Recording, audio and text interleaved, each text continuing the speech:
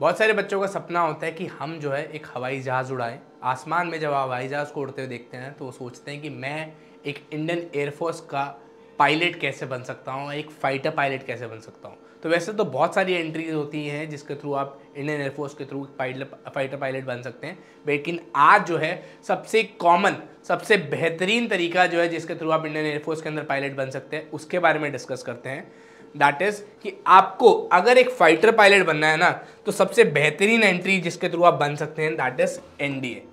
अब यहाँ पर एनडीए क्यों मैं बात कर रहा हूँ, बिकॉज यहाँ पर आप जो है आपकी उम्र बहुत कम होती है, आपके पास चांसेस बहुत ज़्यादा होते हैं कि एक हायर लेवल के ऊपर आप जा सकते हैं एंड एक छोटी सी उम्र के अंदर आप जो है एक फाइटर बन सकते हैं। ठीक है जी, 18 साल 19 साल की उम्र के अंदर आप जो है एनडीए ज्वाइन कर सकते हैं एंड उसके बाद 21-22 साल की उम्र के अंदर आप जो है बहुत अच्छे तरीके से फाइटर पायलट बन सकते हैं। ठीक है जी। सो अगर हम बात करें एनडीए की, तो एनडीए के एग्जामिनेशन जिसको हम नेशनल डिफेंस अकेडमी कहते हैं, तो आपको सबसे पहले एनडीए के एग्जामिनेशन के अंदर अपीयर करना पड़ेगा, नेशनल डिफेंस अकेडमी का एग्जामिनेशन देना पड़ेगा। इसके लिए बहुत बेहतरीन तरीके से आपको तैयारी करनी पड़ती है, बहुत डिफ़िकल्ट पेपर होता है, बट अगर आप राइट प्रिपरेशन करते हैं, अच्छे तरीके से तैयारी करते हैं, तो इस एग्ज़ामिनेशन को आप क्लियर कर सकते हैं। हाल ही में अब आप देख सकते हैं आपका एनडीए का एग्ज़ामिनेशन 21 अप्रैल को होने वाला है। ठीक है जी। सो जो बच्चे फाइटर पायलट बनना चाहते हैं, तो ये बेहतरीन मौका है कि आप एनडीए का एग्ज़ामिनेशन क्लियर करें एंड अपना सपना साकार करें। इसके बारे में भी हम आएंगे, आगे बताएंगे कि आप जो है एनडीए कैसे ज्वाइन कर सकते हैं। आगे बढ़ते हैं अभी के लिए कि आप एनडीए का रिटन एग्जामिनेशन जब आप क्लियर करते हैं, रिटन एग्जामिनेशन देने के बाद आपको एक और प्रोसेस से गुजरना पड़ता है जिसको हम एसएसबी कहते हैं, जो कि एक और डिफ़िकल्ट लेवल होता है जिसको आपको क्लियर करना पड़ता है। ठीक है जी। अब एक्स्ट्रा चीज़ क्या है, बेसिकली ये दो स्टेप्स तो सबके लिए कॉमन होते हैं, चाहे आप आर्मी ज्वाइन करना चाहते हैं, नेवी या एयरफोर्स। सबसे अलग स्टेप जो एक एयरफोर्स के पायलट को करना पड़ता है, अपीयर करना पड़ता है, दैट इज एक अलग सा प्रोसेस होता है जिसको हम कहते हैं सीपीएसएस। ठीक है जी।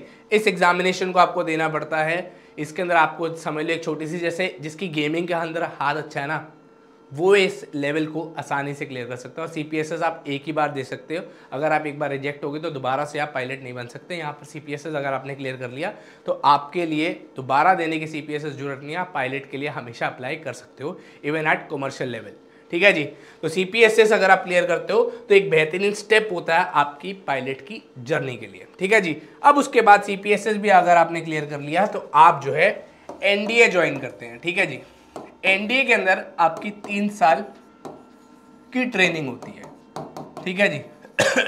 बट एक बात याद रखनी है, जब आप एनडीए का फॉर्म भर रहे हो, एनडीए का जब आप फॉर्म भर रहे हो तो उस टाइम पे जो प्रेफरेंस होगी आपकी, उस टाइम पे जो प्रेफरेंस होगी आपकी, तो आपने क्या रखनी है, एयरफोर्स।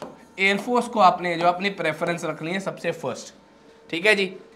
अब यहाँ पर 3 साल आपकी जो ट्रेनिंग होगी, इस टाइम पे आपकी जो है फ्लाइंग का जो है, फ्लाइंग की ट्रेनिंग होगी। फ्लाइंग के कुछ आवर्स होते हैं वो आपको कंप्लीट कराए जाएंगे एंड 3 साल की ट्रेनिंग यहाँ कॉमन होती है एनडीए के अंदर ना, चाहे आप आर्मी ज्वाइन कर रहे हैं, चाहे आप एयरफोर्स ज्वाइन कर रहे हैं, चाहे आप नेवी ज्वाइन कर रहे हैं, ये तीनों के लिए कॉमन रहती है, ट्राई सर्विसेज होता है एनडीए। ठीक है जी। उसके बाद जब आपने यहाँ पर अपनी प्रेफरेंस जो है एयरफोर्स चूज करी है, तो उसके बाद 3 साल की ट्रेनिंग के बाद आपको एएफए जाना पड़ता है। ठीक है जी। एयरफोर्स अकेडमी होती है, जो एयरफोर्स ट्रेनिंग अकेडमी जो होती है, यहाँ पर आपको जो है और अच्छे से ट्रेन किया जाता है एंड स्पेसिफिकली सिर्फ एयरफोर्स के लिए ट्रेन किया जाता है। ठीक है जी। स्पेसिफिकली सिर्फ एयरफोर्स के लिए ट्रेन किया जाता है। और यहाँ पे अगर आप पायलट बनना चाहते हैं तो आपको और अच्छे से फ्लाइंग की ट्रेनिंग कराई जाती है। ठीक है जी। सो सेम तरीके से आप जो है सीडीएस के थ्रू भी पायलट बन सकते हैं। सो अगर आपका सपना है नेशनल डिफेंस अकेडमी को ज्वाइन करना है या कंबाइंड डिफेंस अकेडमी को ज्वाइन करना है और वहां से एक फाइटर पायलट बनना, तो आपके लिए मैं बता रहा हूं यहां पर एक बेहतरीन मौका है। कैसे? हमारा जो है एक ऑफलाइन बैच जो है बेसिकली लॉन्च हो रहा है। ठीक है जी। आप ऐसे सबको मैं पहले बता दूं जिन बच्चों को नहीं पता कि हमारा अभी 21 अप्रैल को एनडीए का एग्जाम है। ठीक है जी। अब इसके लिए हमारा क्रैश कोर्स आ रहा है, और ये क्रैश कोर्स क्या है, एक ऑफलाइन क्रैश कोर्स रहने वाला है, ठीक है जी। और बैच की जो स्टार्टिंग डेट है दैट इज 15 मार्च, 15 मार्च से बैच स्टार्ट होने वाला है। फीस की अगर हम बात करें तो 11,000 फीस है, जिसके अंदर से 1,000 रुपीज़ जो है रजिस्ट्रेशन है एंड 10,000 जो है दैट इज रिमेनिंग फीस, जो आपको यहां पर सेंटर में आके सबमिट करनी पड़ेगी, ठीक है जी।